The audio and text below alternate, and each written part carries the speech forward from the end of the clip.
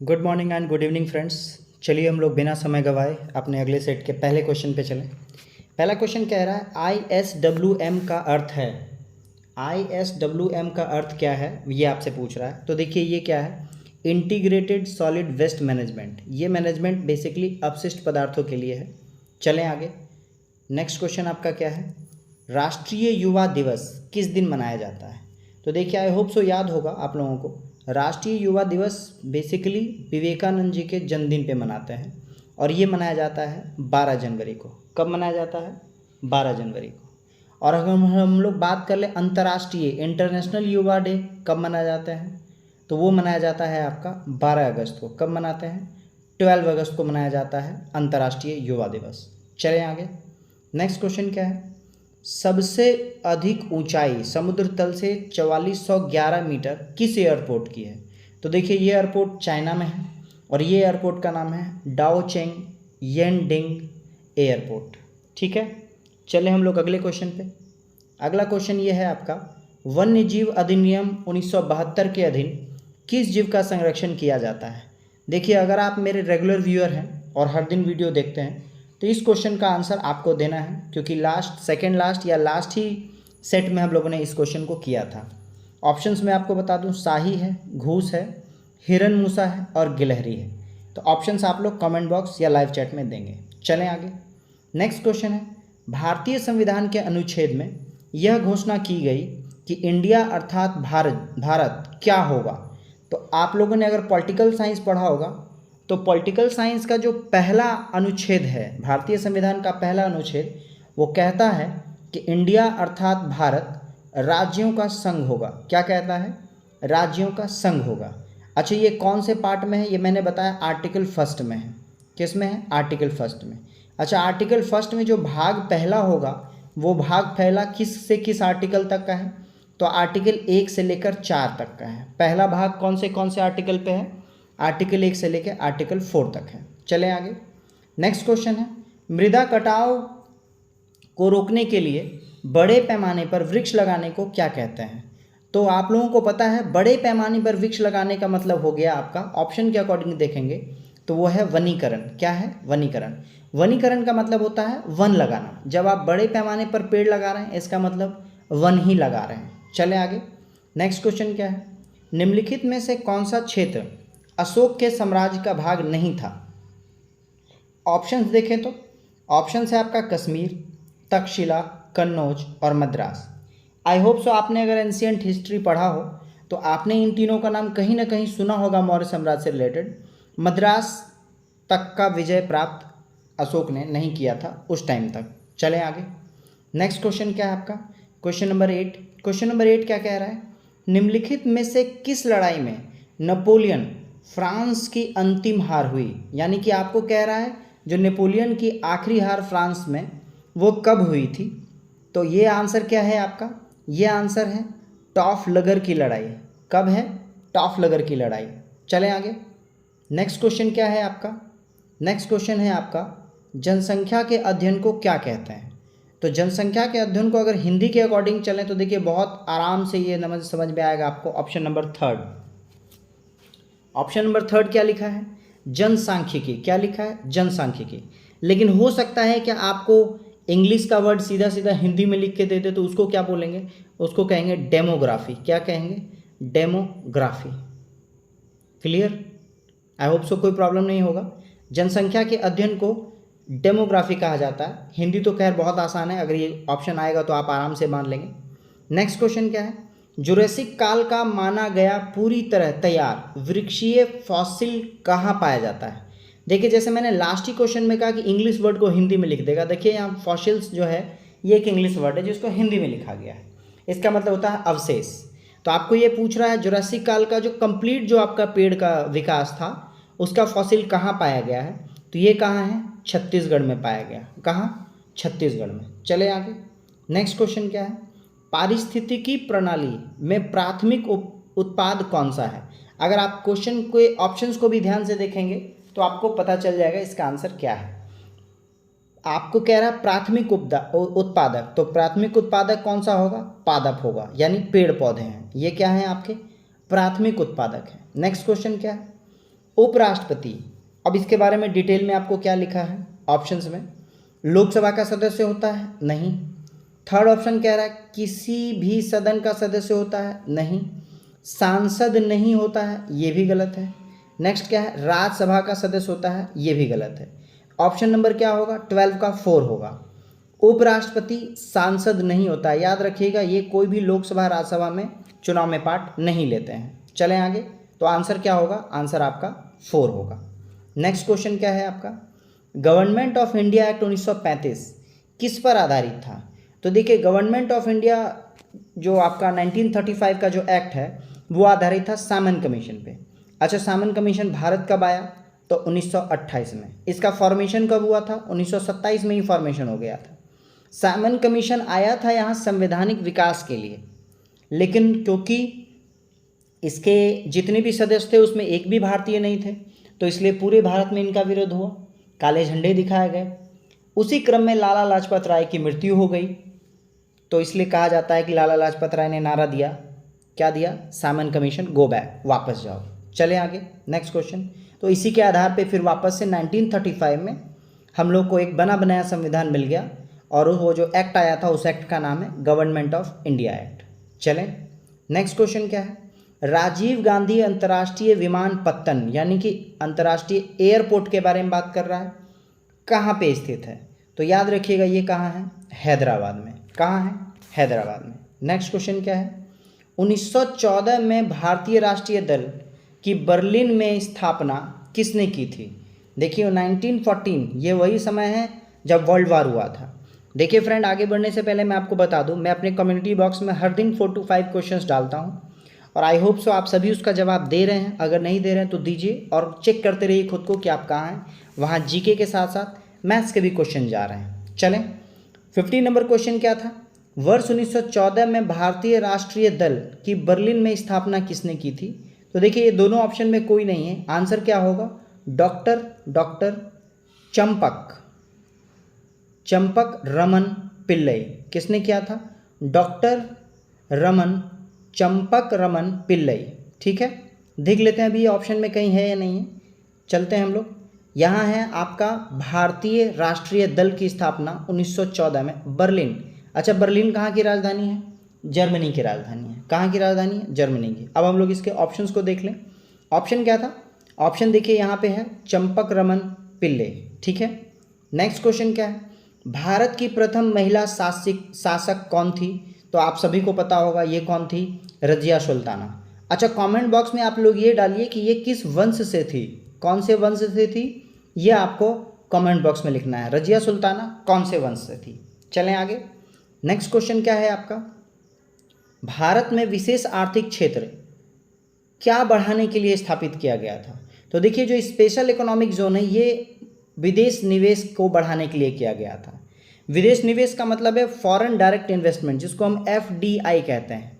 इसमें विदेश से आने वाली कंपनियों को हम थोड़े से सस्ते दरों में अपना ज़मीन देते हैं। ऐसा इसलिए ताकि वहाँ का टेक्नोलॉजी यहाँ आ सके। ठीक है, टेक्नोलॉजी आएगा तो यहाँ नया नया रोजगार क्रिएट होगा। तो इसमें जितने ऑप्शन हैं ऑलमोस्ट रिलेटेड हैं, लेकिन जो मोस्ट सूटेबल ऑप्शन है वो है क्या, FDI के डेवलपमेंट के लिए स्पेशल इकोनॉमिक जोन का शुरुआत किया गया। नेक्स्ट, जब सूर्य डैश के ऊपर रहता है तब संपूर्ण पृथ्वी पर दिन और रात समान होता है। तो देखिए जब सूर्य जो है यानी कि सनलाइट जो है वो भूमध्य रेखा पर हो। अच्छा, भूमध्य रेखा को इंग्लिश में क्या कहते हैं, इक्वेटर कहते हैं। क्या कहते हैं, इक्वेटर। और इक्वेटर पे अगर सनलाइट होगा तो नॉर्थ हेमिस्फीयर और साउथ हेमिस्फीयर में दिन और रात जो है वो बराबर होंगे। अच्छा, ऐसा साल में कब होता है, या इसको हिंदी में क्या कहते हैं, इसको हिंदी में विषुव कहते हैं। क्या कहते हैं, विषुव कहते हैं। विषुव वैसे समय को कहते हैं जब सूर्य और जब दिन और रात की अवधि क्या हो, बराबर होती है। क्या होती है, जब दिन और रात की अवधि बराबर होती है। ऐसा पूरे साल में 2 बार होता है। कब कब होता है, एक तो आपका 21 मार्च को होता है। कब होता है, 21 मार्च को होता है। एंड सेकेंड कब होता है, सेकेंड होता है 23 सितंबर को। कब होता है, 23 सितंबर को। चलें आगे, इन दोनों दिवस को हम लोग क्या कहते हैं, विषुव कहते हैं। चलते हैं नेक्स्ट क्वेश्चन है, भारत छोड़ो आंदोलन के दौरान समांतर सरकार का गठन कहाँ किया गया था। तो याद रखिएगा, भारत छोड़ो आंदोलन के समय में समांतर जो सरकार थी उसका गठन बलिया में हुआ था। बलिया किस राज्य में है? बलिया यूपी में है। कहाँ है? यूपी में है। चलिए फ्रेंड, चलते हैं हम लोग अगले क्वेश्चन पे। अगला क्वेश्चन क्या कह रहा है? घटिया माल के संबंध में मांगों की आय सापेक्षता लोच कैसी या कितनी होती है? देखिए, बात यहाँ इकोनॉमिक्स के टर्म की हो रही है। सापेक्षता लोच, लोच का मतलब होता है इलास्टिसिटी। और इकोनॉमिक्स अगर आप पढ़ेंगे बेसिक्स, तो इलास्टिसिटी के बारे में आप लोग टोटल 5 टाइप्स पढ़ेंगे। कितने टाइप्स पढ़ेंगे? 5 टाइप्स पढ़ेंगे। 5 टाइप्स में एक आता है आपका क्या? बिल्कुल नील, जीरो। एक आपका नेगेटिव आ गया, ठीक है। एक आपका क्या होगा? नेगेटिव में इन्फिनिटी हो जाता है। एक आपका 1 हो जाता है और एक पॉजिटिव में इन्फिनिटी होता है। टोटल 5 काइंड के आपके इलास्टिसिटी हैं, ठीक है। तो यहाँ आपको कह रहा है घटिया माल के लिए, तो घटिया माल के लिए जो इलास्टिसिटी का लोच होगा वो क्या होगा? ऋणात्मक होगा, नेगेटिव होगा। इन फ्यूचर हम लोग जब ऑन बोर्ड क्लास करेंगे तो डीपली इसको समझेंगे कि इलास्टिसिटी क्या है। चलें आगे, नेक्स्ट क्वेश्चन। सगासो समुद्र किस महासागर में स्थित है? तो देखिए, सागासो जो समुद्र है वो आपका उत्तरी अटलांटिक, या सीधा सीधा हम कह लेते हैं अटलांटिक महासागर में स्थित है। कहाँ है? अटलांटिक महासागर में स्थित है। हालांकि उत्तरी अटलांटिक भी कह सकते थे। नेक्स्ट क्वेश्चन क्या है? जिला न्यायालयों के न्यायाधीशों की नियुक्ति किसके द्वारा की जाती है? तो देखिए, जो आपका जिला न्यायालय के न्यायाधीशों की नियुक्ति होती है वो राज्यपाल के परामर्श पे, या ये कह लीजिए कि उच्च न्यायालय के न्यायाधीश के परामर्श पे राज्यपाल करता है। कौन करता है? राज्यपाल करते हैं। नेक्स्ट क्वेश्चन क्या है आपका? पूना समझौता 1932 किनके बीच में हुआ था? तो देखिए, पूना समझौता 1932 जो है वो गांधी और अंबेडकर के बीच में हुआ था। लेकिन कई जगह ये पढ़ के जाना गया कि गांधी जी के जगह जो फ्रंट पे आदमी थे वो थे ट्रिपल एम। ट्रिपल एम का मतलब मदन मोहन मालवीय। कौन थे? मदन मोहन मालवीय। हालांकि ऑप्शन में मदन मोहन मालवीय भी होगा, लेकिन वो रिप्रेजेंट कर रहे थे गांधी जी को, इसलिए हम कहते हैं गांधी और अंबेडकर के बीच में हुआ था। क्या हुआ था? पूना पैक्ट। चलें, देखिए यहाँ ऑप्शन नंबर डी दे रहा है। नेक्स्ट क्वेश्चन सी नंबर दे रहा था। नेक्स्ट क्वेश्चन है, प्रथम विश्व युद्ध में जापान किसकी ओर से लड़ा था? तो देखिए, प्रथम विश्व युद्ध में जो जापान है वो ब्रिटेन और यूएसए के साथ लड़ा था। साथ लड़ने का मतलब उसके साथ, उसकी ओर से लड़ा था। और फर्स्ट वर्ल्ड वॉर के एंड में जब उसको कुछ मिला नहीं, तो इसलिए सेकेंड वर्ल्ड वॉर में वो अमेरिका और ब्रिटेन के खिलाफ हो गया था, जिसको हम मित्र राष्ट्र कहते हैं। तो 24वें नंबर में आंसर क्या होगा? वो होगा आपके जर्मनी के खिलाफ यूनाइटेड किंगडम के साथ। ये रहा आपका 4th नंबर ऑप्शन, ठीक है। प्रथम विश्व युद्ध में जापान किसके साथ लड़ा था या किसकी ओर से लड़ा था? तो यूनाइटेड किंगडम के साथ लड़ा था, यानी ब्रिटेन के साथ, जर्मनी के खिलाफ। चलें आगे, नेक्स्ट क्वेश्चन क्या है? योजना आयोग की स्थापना किस वर्ष की गई थी? तो देखिए, योजना आयोग की स्थापना आप लोग को अच्छे से पता होगा, ये आपका 1950 में हुआ था। कब हुआ था? 1950 में हुआ था। और बाद में फिर 1 जनवरी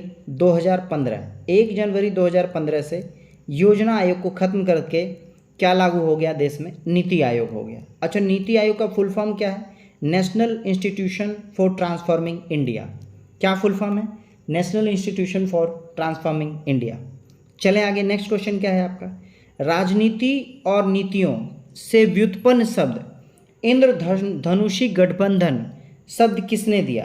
तो ये शब्द बेसिकली दिया गया है बराक ओबामा के द्वारा। किसके द्वारा? बराक ओबामा के द्वारा। कौन सा वर्ड है वो? इंद्रधनुषी गठबंधन। याद रखेंगे, ये शब्द किसने दिया था? बराक ओबामा ने। नेक्स्ट क्वेश्चन क्या है आपका? वातावरण की वह परत जो रेडियो तरंगों को परावर्तित करती है कौन सी है? देखिए, आपने अगर लास्ट हमारा सेट देखा होगा बहुत अच्छे से, तो इस क्वेश्चन का आंसर मेरे हिसाब से आप लोगों को देना चाहिए। अगर नहीं पता है तो फिर सोचिए, याद कीजिए और फिर कमेंट बॉक्स में इसका आंसर देंगे। चले आगे, ऑप्शन पढ़ दूँ। आयन मंडल, क्षोभ मंडल, समताप मंडल और बाह्य मंडल। चलें आगे, नेक्स्ट क्वेश्चन है, मौलिक अधिकारों पर यथोचित प्रतिबंध कौन लगा सकता है? तो याद रखिएगा, मौलिक अधिकार पे अगर रूल रेगुलेशन लाकर अगर हम चाहें तो प्रतिबंध लगा सकते हैं। तो ये आपका आंसर क्या है? संसद। लेकिन जो लास्ट हमारा था वहाँ पे हमारा क्या था? विधि द्वारा। किसके द्वारा? विधि द्वारा। लेकिन लगाएगा कौन? संसद लगाएगा। चलें आगे, क्योंकि रूल रेगुलेशन यही बनाते हैं। नेक्स्ट क्वेश्चन है आपका, कुरु महाजनपद की राजधानी कौन सी थी? तो याद रखेंगे, कुरु महाजनपद की राजधानी कौन थी? इंद्रप्रस्थ थी। चलें आगे, नेक्स्ट क्वेश्चन क्या है आपका? नेक्स्ट क्वेश्चन है, सिंधु घाटी में खुदाई किए गए निम्न अवशेषों में से कौन सा अवशेष वाणिज्यिक और आर्थिक विकास को निर्दिष्ट करता है? मतलब ये कह रहा है कि ऐसा कौन सा उसका आपका ऐसा मिला था अवशेष, जिससे ये तय होता है कि इनका जो ट्रांजेक्शन्स है वो देश विदेशों में भी था, है ना। वाणिज्यिक का मतलब कॉमर्शियल था, एक जगह से दूसरी जगह जा रहा हो, तो वो हमारा अवशेष क्या है, मोहर है, सील है ना। मोहर किसी राजा का प्रतीक होता था जो ट्रांजेक्शन के लिए यूज़ होता था, और वही मोहर सेम आपको मेसोपोटामिया में भी मिल रहा है, या मेसोपोटामिया का जो मोहर था वो कहाँ मिल रहा है आपको, यहाँ मिल रहा है। तो इससे पता चलता है कि जो हमारा ट्रांजेक्शन था, जो व्यापार था, वो देश विदेशों में हुआ करता था। नेक्स्ट क्वेश्चन क्या है, निम्नलिखित में से कौन सा वैदिक परंपरा के साहित्य का उदाहरण नहीं है। क्या कह रहा है, निम्न में से कौन सा वैदिक परंपरा के साहित्य का उदाहरण नहीं है। तो ये कौन सा है आपका, ये है आपका पुराण। क्या है, पुराण। चले आगे, नेक्स्ट क्वेश्चन है आपका क्वेश्चन नंबर 32 क्वेश्चन क्या कह रहा है आपका, बिहार का सीतामढ़ी, जिसे सीता जी की जन्मस्थली माना जाता है, यहाँ कौन सा मेला आयोजित होता है। तो यहाँ कौन सा मेला आयोजित होगा, विवाह पंचमी मेला। कौन सा, विवाह पंचमी मेला यहाँ आयोजित होता है। नेक्स्ट है, किस भारतीय राजा ने सिकंदर का विरोध किया था। तो याद रखेंगे ये कौन से राजा थे, ये पोरस थे। जो हाइडेस्पीज का युद्ध था वो 326 BC में लड़ा गया था, आपको पता है ना। पोरस के जो पंजाब के शासक पोरस थे, इन्होंने इनका विरोध किया था। नेक्स्ट क्वेश्चन है, वह नदी जो पश्चिमी घाट से नहीं निकलती है। तो याद रखिएगा यहाँ पे ये जो आपका वी बन रहा है इंडिया का, ये जो लास्ट ये वाला पार्ट है, ये आपका क्या है, पश्चिमी घाट है। तो आपको कह रहा है जो पश्चिमी घाट से नहीं निकलती वो कौन सी नदी है, वो बराक नदी है। अच्छा, क्वेश्चन ये भी आता है कि बराक नदी है कहाँ। तो बराक नदी बेसिकली है असम में, असम का दक्षिणी भाग से निकलने वाली नदी है कौन, बराक नदी। चलिए फ्रेंड, देखते हैं अपना अगला क्वेश्चन क्या है। अगला क्वेश्चन है, बिहार राज्य में जो ऑपरेशन टोडरमल किस लिए चलाया गया था। तो ऑपरेशन टोडरमल, आपको पता है टोडरमल कहाँ थे, अकबर के नौरत्न में से एक थे, और इनका बेसिकली जो रोल है वो कहाँ है, भूमि वाले, टोटल जो लैंड से रिलेटेड जितने भी लॉ थे वो इन्होंने दिया था। तो बिहार में भी ऑपरेशन टोडरमल किस लिए चला जाएगा। अब आप ऑप्शन देख सकते हैं, भूमि सुधार तथा समुचित भूमि वितरण प्रणाली के लिए ऑपरेशन टोडरमल चलाया गया था। चलें, नेक्स्ट क्वेश्चन क्या है, गया शहर किस नदी के किनारे स्थित है। तो देखिए, आई होप सो अगर आप बिहार के हैं तो आपको ये आंसर पता होना चाहिए। सोन नदी, गंडक नदी, फल्गु नदी और कोसी नदी। तो याद होना चाहिए आपको क्या, गया शहर फल्गु नदी के किनारे है। किस नदी के किनारे है, फल्गु नदी के किनारे है। नेक्स्ट क्वेश्चन क्या है, नेक्स्ट क्वेश्चन है, सबसे प्रसिद्ध कुषाण शासक कौन था। तो देखिए, कुषाण शासक का जो स्थापना था वो कुजुल कडफिसेस प्रथम ने कराया था, लेकिन इसका जो सबसे प्रसिद्ध शासक कह लीजिए, सबसे प्रतापी शासक कह लीजिए, वो कौन थे, कनिष्क थे। कौन थे, कनिष्क थे। इन्हीं के शासनकाल में 78 AD में आपका एक शक संवत चलाया गया था। क्या चलाया गया था, शक संवत। संवत का मतलब होता है कैलेंडर। क्या होता है, कैलेंडर। ये तालबशाह वाला शक होगा, शक संवत चलाया गया था। और वहाँ से जो आज हमारा जो इंडिया सरकार या भारत सरकार जो कैलेंडर फॉलो कर रही है, वो दो तरह का कैलेंडर फॉलो करती है, एक आपका विक्रम संवत और एक आपका शक संवत। चलिए देखते हैं अगला क्वेश्चन क्या है, पानीपत की प्रथम लड़ाई किन दो शासकों के बीच लड़ी गई थी। तो देखिए, पानीपत का प्रथम लड़ाई पहले हुआ कब था वो समझिए, 1526 ईस्वी में। अच्छा, 1526 ईस्वी के बाद मुगल नींव रखी थी, मुगल वंश की। तो लड़ाई किसके किसके बीच में हुआ था, बाबर और इब्राहिम लोदी। किसके बीच में, बाबर और इब्राहिम लोदी, क्योंकि बाबर को मुगल साम्राज्य की प्रथम नींव रखने वाला माना जाता है। नेक्स्ट क्वेश्चन, गदर पार्टी की स्थापना कब और कहाँ पे हुई। तो देखिए, गदर पार्टी की स्थापना हम लोग को पता है सैन फ्रांसिस्को। कहाँ, सैन फ्रांसिस्को, और वो है कहाँ, अमेरिका में। ऑप्शन वाइज देख लीजिए, आपका अमेरिका एक ही जगह, तो यही आंसर होगा। 1913, ये भी आपको पता है। अच्छा, बहुत जगह इसका आंसर याद रखिएगा, आज से 7-8 साल पहले हमेशा इसका आंसर देता था, इसका जो फाउंडर थे वो हरदयाल थे। कौन थे, हरदयाल थे। फिर अचानक से एक दिन आया क्वेश्चन और उसमें हरदयाल थे ही नहीं, ठीक है। तो वहाँ कौन थे, सोहन सिंह भांकड़ा। कौन थे, सोहन सिंह भांकड़ा, ठीक है। तो याद रखिएगा, ये दोनों आपको याद रखना पड़ेगा। और इवन मैं आपको बता दूं, टोटल 9 इसके फाउंडर हुआ करते थे। उसमें मोस्ट इंपॉर्टेंट लाला हरदयाल थे। बाद में अब ये क्वेश्चन मोस्ट प्रोमिनेंट हो गया है, सोहन सिंह भांकड़ा का नाम। तो ये आपको याद रखना है, किस लिए, गदर पार्टी के संस्थापक के लिए। नेक्स्ट क्वेश्चन है, बिहार में सबसे ऊंची पहाड़ी पारसनाथ की ऊंचाई कितनी है। तो देखिए, हम बात कर लें, जो ये पारसनाथ के बारे में बता रहा है, बिहार की जो सबसे ऊंची जो श्रृंखला अगर बात कर लें पहाड़ी की, तो वो कौन सा है, सोमेश्वर का। किसको कहते हैं, सोमेश्वर की पहाड़ी है। और हम अगर बात कर लें इसकी ऊंचाई की, तो इसकी ऊंचाई है आपका 609.3 मीटर। कितना है, 609.3 मीटर। किसकी, पारसनाथ की। देख लेते हैं हम लोग ऑप्शन, पहला दो ऑप्शन तो नहीं है हमारे पास। क्वेश्चन नंबर 40 का रिमेनिंग 2 ऑप्शंस देख लेते हैं हम लोग। ये रहा आपका 603 बोलिए या 608.3 बोलिए, है ना, यही आपका क्या होगा, आंसर होगा। चलिए फ्रेंड चलते हैं अपने अगले क्वेश्चन पे। अगला क्वेश्चन क्या है, गांधी जी के विदेशी सामानों के बहिष्कार के आंदोलन का उद्देश्य क्या था। देखिए ये जो आपका पहला आपका विदेशी जो सामान का बहिष्कार है, ये कब हुआ था, 1920 वाले आंदोलन में हुआ था। अच्छा, इसको क्या कहा जाता है, इसको असहयोग आंदोलन कहा जाता है। और इसके पीछे का मेन मोटिव क्या था, इंडियंस लोग खुद का प्रोडक्शन खुद कर सकें। और प्रोडक्शन करने के लिए क्या चाहिए, लघु उद्योग चाहिए। क्या चाहिए, लघु उद्योग चाहिए। नेक्स्ट क्वेश्चन क्या है आपका, निम्न में से कौन सा नेता कांग्रेस के उग्रवादी दल यानी एक्सट्रीमिस्ट विंग से संबंधित था। तो याद रखिएगा, आप देख ले रहे हैं अरबिंदो घोष, ये एक नाम नज़र आ रहा है आपको। सेकंड क्या है, दादा भाई नौरोजी। थर्ड कौन सा है, जीके गोखले। और चौथा कौन सा है, एसएन बनर्जी।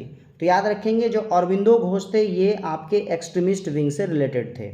अच्छा, इनके अलावा और 3 लोग हैं जिनमें आपका लाल, बाल और पाल आता है। आप लोग को शायद पता होगा, ये लाला लाजपत राय, ठीक है, बाल गंगाधर तिलक और विपिन चंद्र पाल, ठीक है, ये थे लाल, बाल, पाल।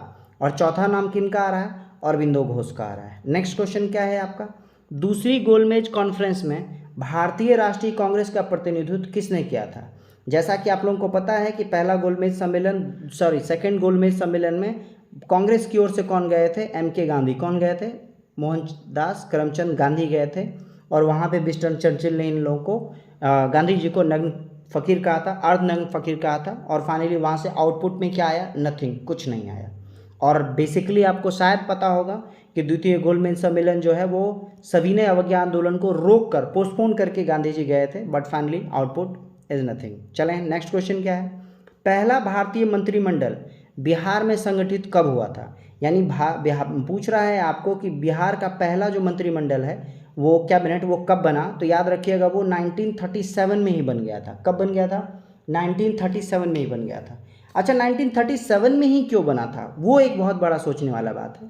तो देखिए, आप सबसे पहले आप लोग को पता होगा कि 1935 में अभी हमने पढ़ा था गवर्नमेंट ऑफ इंडिया एक्ट आया था, है ना, भारत शासन अधिनियम। जो क्यों आया था, वो आया था आपके सामैन कमीशन के टारगेट को पूरा करने के लिए, यानी संविधान बनाने के लिए।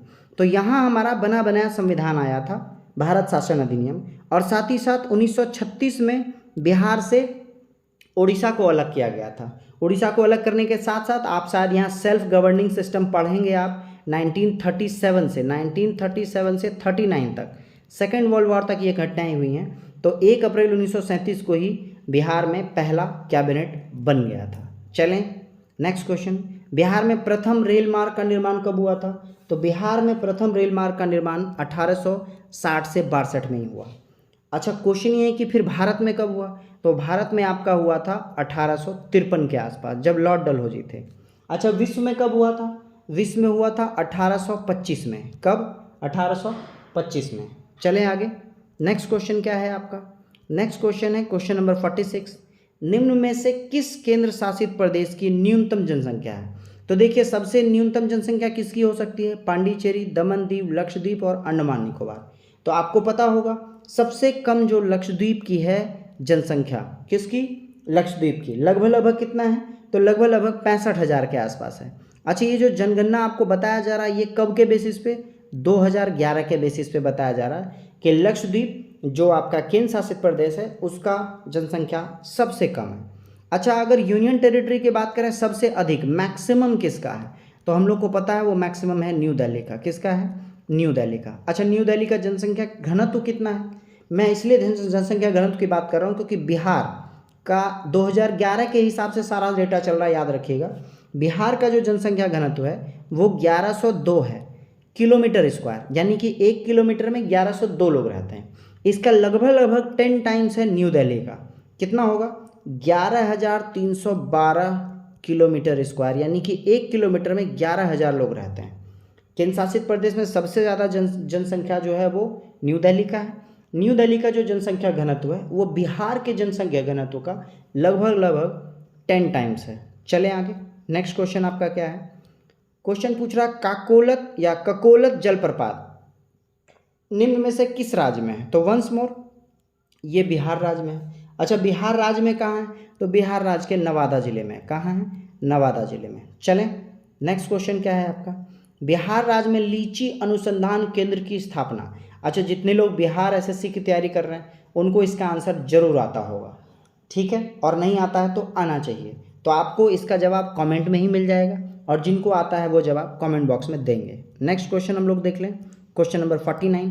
ऑप्शंस आप देख सकते हैं यहाँ पर, मुजफ्फरपुर, पटना, मोकामा और बेगूसराय। चलें, नेक्स्ट क्वेश्चन है, निम्नलिखित में से कौन सा देशांतर रेखा भारतीय मानक समय को निर्धारित करती है? जो मेरे सेट को फॉलो कर रहे हैं उनको इसका आंसर पता होगा। आप ऑप्शंस देख लें और फटाक से आप अपने आंसर को बता दें। 85.5 डिग्री ईस्ट, ईस्ट का मतलब पूर्व, 86.5 डिग्री ईस्ट, 84.5 डिग्री ईस्ट और 82.5 डिग्री ईस्ट। तो आंसर क्या है? आंसर नंबर 4 है, 82.5 डिग्री ईस्ट। अच्छा, यहाँ पे आ गए तो एक चीज़ और समझिए, 1 डिग्री चलने के लिए हम लोग को कितना चाहिए? 4 मिनट चाहिए। कितना चाहिए? 4 मिनट चाहिए। तो अगर 82.5 डिग्री चलना हो तो क्या करेंगे? इसको 4 से मल्टीप्लाई करेंगे, ठीक है। तो आंसर क्या आ जाएगा? 330 मिनट आ जाएगा। कितना आ जाएगा? 330 मिनट। अच्छा, 330 मिनट को अगर 60 से डिवाइड करें, क्योंकि घंटे में बदलेंगे, तो हमारा आ जाएगा 5 घंटा 30 मिनट। कितना आएगा? 5 घंटा 30 मिनट। आप बहुत ध्यान से दे सकते हैं, इसी को हम 5.5 घंटा भी कह सकते हैं। तो हम लोगों को पता है कि जो आपका प्राइम मेरिडियन है, जो आपका देशांतर रेखा 0 है, वहाँ से भारत का जो टाइम लाइन है वो 5.5 घंटा आगे है। अगर ईस्ट में है तो आगे है, अगर वेस्ट में होता तो पीछे होता। चलें, ज्योग्राफी का मोस्ट इंपॉर्टेंट क्वेश्चन है, 1 डिग्री अगर चलना हो तो 4 मिनट के बराबर होता है, ये याद रखिएगा। चलें आगे, नेक्स्ट क्वेश्चन है, प्रो कबड्डी लीग के प्रथम विजेता कौन थे? तो याद रखिएगा, प्रो कबड्डी लीग का प्रथम विजेता जयपुर पिंक पैंथर थे। कब थे? Jaipur pink panther. अच्छा, ये हुआ कब था? 2014 में। अच्छा, किनके वंशज हुआ था, यानी कि किनको हराया था इन्होंने यू मुबा को हराया था। किसको? यू मुबा। मुबा मतलब मुंबई को हराया था। चलें आगे, नेक्स्ट क्वेश्चन। अब साइंस के 15 क्वेश्चन, 25 क्वेश्चन को दे लें। सेंटीग्रेड और फ़ारेनहाइट तापमान किस अंश पर एक समान होते हैं? तो याद रखिए, इसका आंसर आपको याद होगा, लेकिन मैं इसके प्रोसेस को बता दूं। इसका प्रोसेस है, degree Celsius is equal to होता है फ़ारेनहाइट -32 इंटू 5/9। इस फॉर्मूला को आप नोट कर लें, है ना। और अब आते हैं वैल्यू पे। इसका वैल्यू क्या है? तो याद रखेंगे, डिग्री सेल्सियस और फ़ारेनहाइट पे वैल्यू -40 का सेम होता है। किसका होता है? -40 का सेम होता है। नेक्स्ट क्वेश्चन क्या है आपका? वह गुण कौन सा है जो प्रकाश तरंग में दिखता है पर ध्वनि तरंग में नहीं दिखता है? ठीक है, तो वो है आपका ध्रुवन। ध्रुवन को इंग्लिश में क्या कहते हैं? पोलराइजेशन। क्या कहते हैं? पोलराइजेशन। चलें, ये आपका प्रकाश में दिखेगा लेकिन ध्वनि तरंग का ध्रुवन नहीं होता है। नेक्स्ट, माइक्रोफोन एक उपकरण है, तो माइक्रोफोन का क्या काम है? माइक्रोफोन का काम है ध्वनि सिग्नल को धारा सिग्नल में बदलना। विद्युत धारा की बात कर रहा है ये, ध्वनि सिग्नल को किस में बदलना? धारा सिग्नल में बदलना। किसका काम है? माइक्रोफोन का काम है। नेक्स्ट क्वेश्चन क्या है? किसी सिग्नल के तरंग रूप का अध्ययन किसके द्वारा किया जाता है? आप फिर से क्वेश्चन एक बार पढ़ेंगे, किसी सिग्नल का तरंग रूप का अध्ययन किसके द्वारा किया जाता है? तो याद रखिएगा, इसको हम स्वरमापी या सोनोमीटर कहते हैं। क्या कहते हैं? स्वरमापी या सोनोमीटर कहते हैं। नेक्स्ट क्वेश्चन क्या है आपका? नेक्स्ट क्वेश्चन है, मनुष्य की ध्वनि कंपन की अनुभूति किस आवृत्ति सीमा तक होती है? यानी सीधा सीधा कह रहा है कि मनुष्य जो है कितना फ्रीक्वेंसी तक सुन सकता है। तो आई होप सो आपको इसका आंसर आता हो। जब तक आप कमेंट बॉक्स में दें, मैं ऑप्शन पढ़ देता हूँ। 0 to 5 hertz, 6 to 10 hertz, 11 to 15 hertz and 20 to 20,000 hertz. तो चलिए आंसर शायद आ गया। ये क्या है आपका? 20 से 20,000 हर्ट्ज, या इसको बहुत ध्यान से देखिएगा, 20 से 20 किलो हर्ट्ज भी कह सकते हैं। अगर ऑप्शन में 20 से 20,000 किलो हर्ट्ज दिया हो तो ये गलत हो जाएगा, ध्यान रखेंगे आप लोग। चलें आगे, नेक्स्ट क्वेश्चन है क्वेश्चन नंबर 56। विद्युत चुंबकीय विकिरण के लिए उनके बढ़ते हुए तरंग दैर्घ्य के क्रम में सही विन्यास क्या है? तो आपको कह रहा है बढ़ता हुआ तरंग दैर्घ्य में, तो याद रखिएगा सबसे कम किसका है? गामा का है। किसका है? गामा का है। तो देखते हैं शायद गामा से स्टार्ट है या किससे स्टार्ट है। ऑप्शन के अकॉर्डिंग काम करेंगे। ऑप्शन है आपका सूक्ष्म तरंग, अवरक्त दृश्य, एक्स किरण। तो इस हिसाब से अगर चलें तो हमारा आंसर क्या हो जाएगा? हमारा आंसर हो जाएगा ये। गामा किरण के बाद ऑप्शन नंबर 4 को लिखें, पहले एक्स किरण होगा, फिर आपका अवरक्त होगा इंफ्रारेड, फिर होगा दृश्य किरण होगा, फिर सूक्ष्म किरण होगा। चलें आगे। ऑप्शन नंबर 4 है जिसका तरंग दैर्घ्य कम से अधिक की ओर है। कैसे है? कम से अधिक की ओर है। नेक्स्ट क्वेश्चन क्या है? प्रकाश की तरंगें किस प्रकार की होती हैं? तो देखिए, प्रकाश जब भी बात कर लेते हैं तो हमारा क्या होगा, किस प्रकार का तरंग होगा, मतलब किसने खोजा है, तो ये द ब्रॉगली तरंगे है। याद रखिएगा, द ब्रॉगली एक साइंटिस्ट का नाम है, उन्हीं पे रखा गया है कि प्रकाश की तरंगें किस तरह की हैं, द ब्रॉगली तरंगे हैं। चलें आगे। नेक्स्ट क्वेश्चन क्या है? Question number 58। हालांकि इस क्वेश्चन का आंसर कहीं कहीं विद्युत चुंबकीय तरंग भी है, बट इसके ऑप्शन के अकॉर्डिंग चलें तो आपका वो होगा। नेक्स्ट क्वेश्चन है 58। निम्नलिखित में से कौन सा शैवाल के 3 प्रमुख वर्गों में से नहीं है? याद रखिएगा, शैवाल के 3 टाइप बताए गए हैं, जिसमें एक आपका क्या है, क्लोरीफाइसी, ये भी एक है, दूसरा है आपका रोडोफाइसी, ये भी एक है, और तीसरा आपका है फियोफाइसी। ये कलर के बेसिस पे है। क्लोरोफाइसी क्या होगा आपका, हरा होगा। क्या होगा? हरा होगा। फिर बात करें रोडोफाइसी, क्या होगा, रेड कलर का होगा। कैसा होगा? रेड कलर का होगा। और फियोफाइसी कैसा होता है, भूरा शैवाल होता है। कैसा होता है? भूरा होता है। तो ये 3 कलर के बेस पे इनका नाम है। जिम्नोस्पर्म कोई शैवाल का नाम नहीं है। चलें आगे। ये एक तरह का बीजी है, बीज का मतलब सीड है। Next question number 59। निम्नलिखित में से कौन जलने में सहायक है, यानी कि जो आप बर्निंग में हेल्प करता है? आप लोग को सभी को अच्छे से पता है। आई होप सो इसका आंसर आप लोग कमेंट बॉक्स में देंगे। ऑप्शंस है ऑक्सीजन, कार्बन मोनोऑक्साइड, नाइट्रोजन और कार्बन डाइऑक्साइड। नेक्स्ट क्वेश्चन क्या है? मार्स गैस है, तो याद रखेंगे मार्स गैस कौन सा होता है, मीथेन होता है। अच्छा, मीथेन का रासायनिक सूत्र क्या है आपका, CH4 है। और मीथेन कैसा कार्बनिक यौगिक है, ये आपका सेचुरेटेड है। क्या है? सेचुरेटेड, हिंदी में कहते हैं आपका सेचुरेटेड है। सेचुरेटेड का मतलब सिंगल बॉन्ड है सबके बीच में, ठीक है। हिंदी में कहते हैं संतृप्त हाइड्रोकार्बन कहते हैं। क्या कहते हैं? संतृप्त हाइड्रोकार्बन कहते हैं। तो ये आपका क्या है, मीथेन, मार्स गैस। चलें आगे। और मार्स गैस से रिलेटेड है, मार्स गैस कहाँ पाई जाती है, तो दलदली वाले इलाके में। कहाँ पे? जहाँ दलदल होता है वहाँ कहाँ होता है, मार्स गैस होता है। नेक्स्ट क्वेश्चन है आपका, बेयर का अभिक्रमक क्या होता है? तो याद रखिएगा, यहाँ फिर से अगेन बेयर क्या है, आपके एक साइंटिस्ट का नाम है, और अभिक्रमक का मतलब जो अभिक्रिया में पार्ट लेता है। तो ये पूछ रहा है कि कौन सा है, तो याद रखिएगा क्षारीय पोटेशियम परमैंगनेट। कौन सा?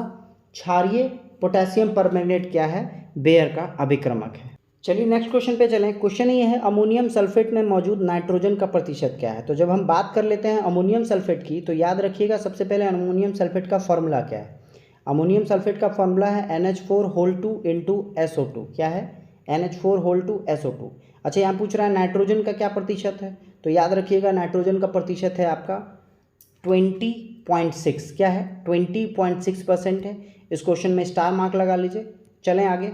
आपका क्या है, 20.6% कितना होता है, नाइट्रोजन होता है। चलें आगे। उच्च तापमान की सहायता के लिए अंतरिक्ष यान में निम्नलिखित में से किस धातु का प्रयोग किया जाता है? मतलब आपको पता है अंतरिक्ष यान है, ऊपर जाएगा तो हाई टेम्परेचर भी फेस करना होगा, हाई लो टेम्परेचर भी फेस करना पड़ेगा। तो हाई टेम्परेचर फेस करने के लिए किस धातु का योग होता है, तो वो कौन सा है, टाइटेनियम है। कौन सा है? टाइटेनियम। अच्छा, टाइटेनियम का एटॉमिक नंबर क्या है, तो याद रखिएगा 22। क्या है? 22 एटॉमिक नंबर है किसका, टाइटेनियम का। और इसी का यूज़ होता है हाई टेम्परेचर को झेलने के लिए। चलें आगे। नेक्स्ट क्वेश्चन क्या है, पीतल किसकी मौजूदगी में निरंतर रहने से वायु में रंगहीन हो जाता है, मतलब कलरलेस हो जाता है। कौन? पीतल। तो पीतल वायु में कौन सा ऐसा पदार्थ है जिसकी वजह से कलरलेस हो जाता है, वो है हाइड्रोजन सल्फाइड। क्या है? H2S, hydrogen sulphide. चलें आगे। नेक्स्ट क्वेश्चन क्या है, क्वेश्चन नंबर 65। आज फिर से हम लोग 2-4 क्वेश्चन मैथ्स के लेंगे जो बहुत इंपॉर्टेंट होने वाला है। वायु की क्वालिटी को बिगाड़ने के लिए जिम्मेदार कण जिसके कारण महत्वपूर्ण शरीरांगों को क्षति पहुंचाती है, उसका वर्णन किस रूप में किया जाता है? देखिए, PM का मतलब होता है पर्टिकुलेट मैटर। क्या होता है? Particulate matter. याद रखिएगा, ये जितना छोटा होगा उतना ही ज़्यादा नुकसान देगा, क्योंकि जितना ज़्यादा आपका पार्टिकल जो है वो छोटा होगा, वो उतना ही आसानी से हमारे जो नाक के थ्रू क्या होगा, ब्रीदिंग के थ्रू क्या होगा, लंग्स तक पहुंच जाएगा और हमारे लंग्स को नुकसान करेगा। तो मैंने कहा कि जो सबसे छोटा होगा वो नुकसान करेगा। तो चारों ऑप्शन में सबसे छोटा कौन सा है? 2.5। तो 2.5 PM। PM का मतलब अगेन याद रख लीजिएगा पर्टिकुलेट मैटर जो है ये आपका सबसे ज़्यादा नुकसानदेह है। चलें आगे। पारिस्थितिकी प्रणाली में प्राथमिक उत्पाद कौन सा है? अगेन ये क्वेश्चन रिपीट हो रहा है।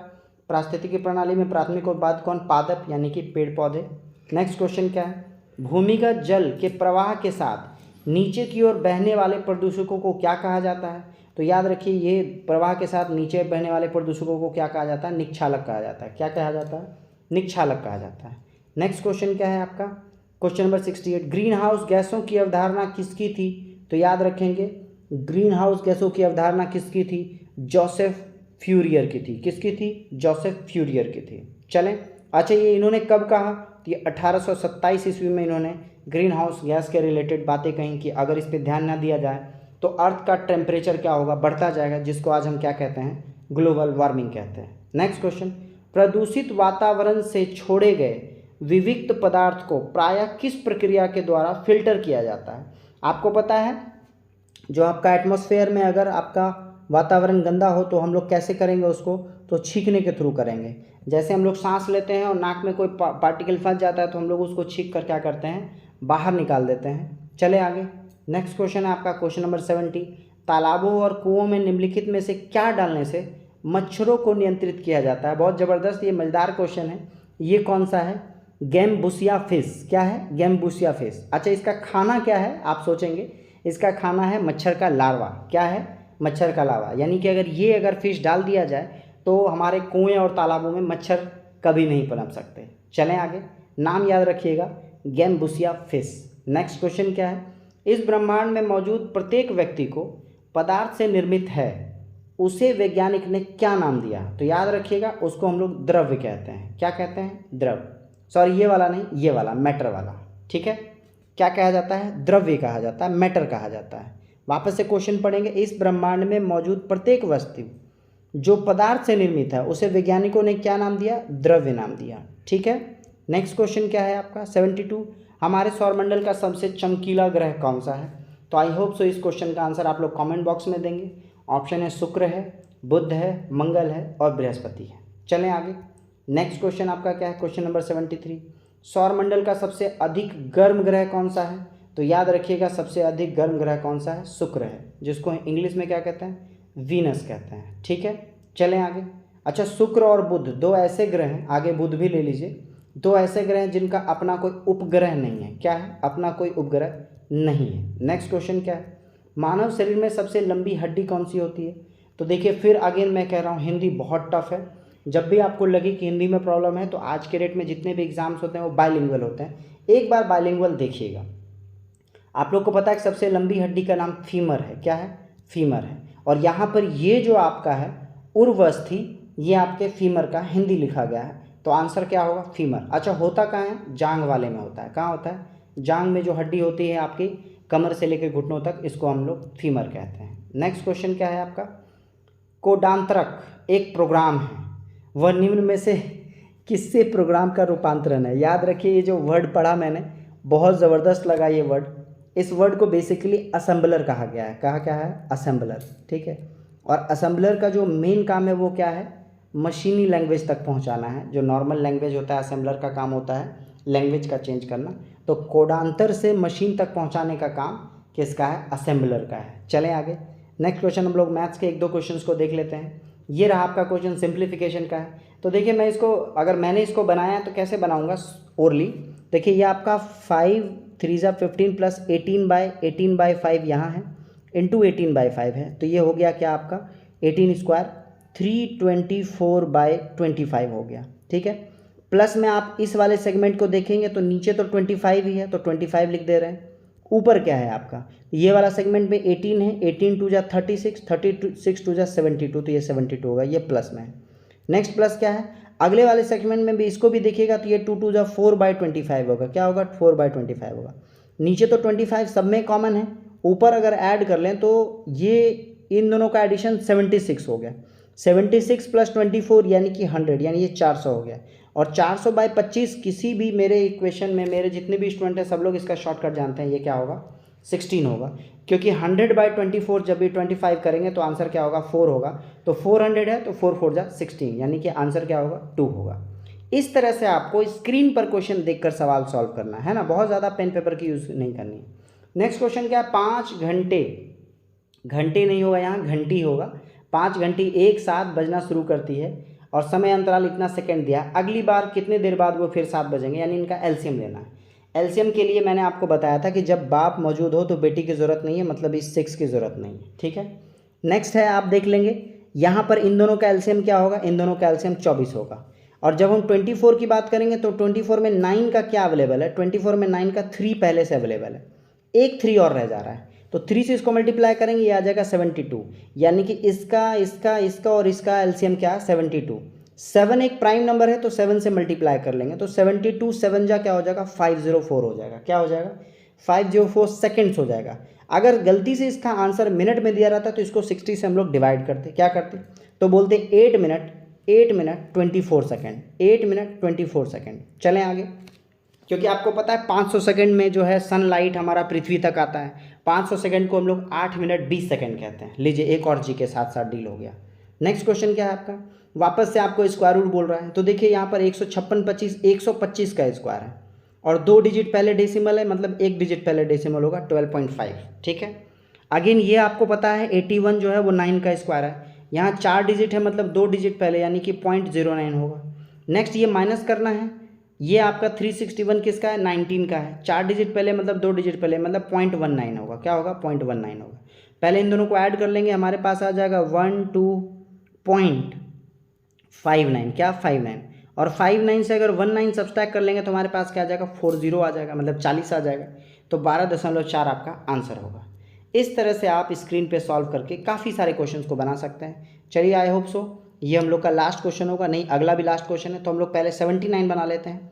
ए एक काम को 20 दिन में कर सकता है ना, तो ए 20 दिन में कर सकता है तो 20 लिख लिया हमने। बी उसी काम को 30 दिन में कर सकता है, एलसीएम क्या होगा 60 होगा, इसकी इफिशियंसी 3, इसकी इफिशियंसी 2, तो कह रहा है दोनों कार्य को मिलकर कितने दिन में पूरा करेंगे, तो इन दोनों का एलसीएम ले लिया, ऐड कर लिया 5 से डिवाइड कर लिया, आंसर क्या 12 दिन, कितना 12 डेज। इसी रफ्तार से आपको एग्जामिनेशन में क्वेश्चन को डील करना है। Next question, A B C मिलकर 150 रुपये प्रतिदिन कमाते हैं। देखिए आपको कह रहा है ए बी सी तीनों मिलकर 150 रुपया, ए और सी मिलकर 94, बी और सी मिलकर ये, तो सी का क्या होगा, तो देखिए जब आप इन दोनों को ऐड कर लीजिएगा ना, तो हमारे पास इन दोनों को ऐड करने पे आएगा ए प्लस बी प्लस सी, 2 बार सी आएगा, इक्वल टू क्या, इन दोनों को ऐड कर लेंगे तो हमारे पास क्या आ जाएगा 170 आ जाएगा, क्या आ जाएगा 170 आ जाएगा। और इससे अगर ए बी सी को सब्सट्रैक्ट कर लें, यानी 150 को सब्सट्रैक्ट कर लें, तो आंसर क्या आ जाएगा 20 आ जाएगा, क्या आएगा आंसर 20। चलिए आई होप सो आप लोग को मज़ा आया हो। All of you all the best, have a nice day, take care.